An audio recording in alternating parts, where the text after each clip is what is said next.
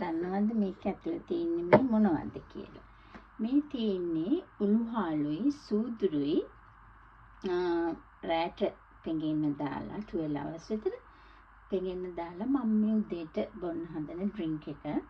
ඇත්තටම මේක මේ වැඩිපුර සීනි කැවෙන දවසට ඊළඟට කාබෝහයිඩ්‍රේට් ස්ටෆ් වැඩිපුර කන දවසට උදේ පාන්දර නැගිටලා තේ කෝප්පු බොන්න ඉස්සෙල්ලා මේක බොන්න. ඊට පස්සේ ඇත්තටම මේක බිව්වට පස්සේ තේ කෝප්පු වල අවශ්‍යතාවයක්වත් නැති වෙනවා.